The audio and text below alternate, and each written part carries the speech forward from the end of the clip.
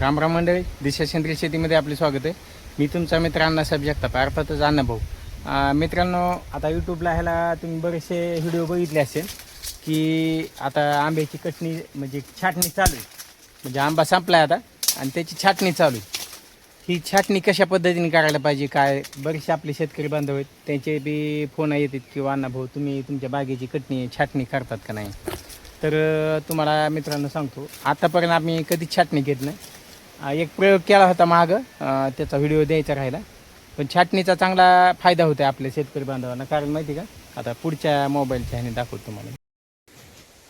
आता हे आपलं आम्रपालीचं झाड आहे. आता उंच गेलं होतं हे. आता हे कसं छाटलं आहे बघा तुम्ही.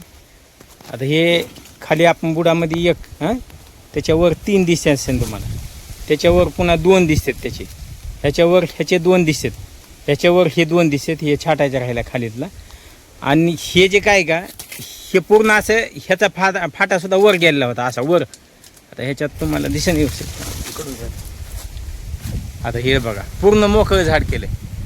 हे असं झाड मोकळं करायचं. उंच गेलेले फांदेत नाही ते सगळे आपण कट केले. हे इथले सुद्धा 2 कट केलेत, मला दाखवतो. हे इथले 2 सुद्धा कट केलेत.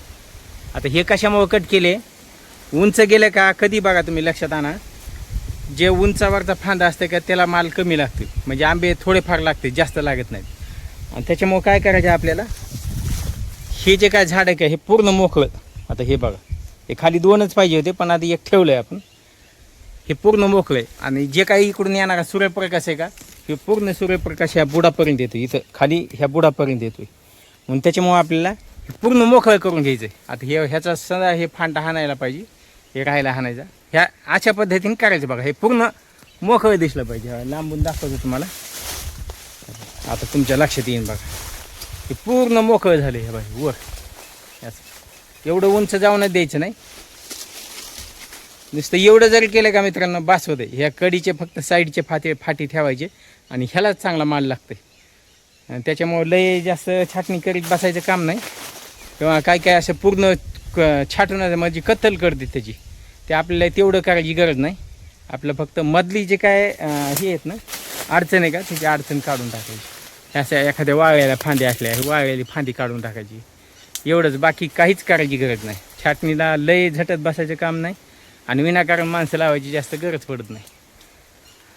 तर माहिती आवडली असली तर लाईक करा, शेअर करा आणि सबस्क्राईब करा. भेटू नवीन माहितीसह पुढच्या व्हिडिओमध्ये. तोपर्यंत सेंद्रिय देण्यात राम राम.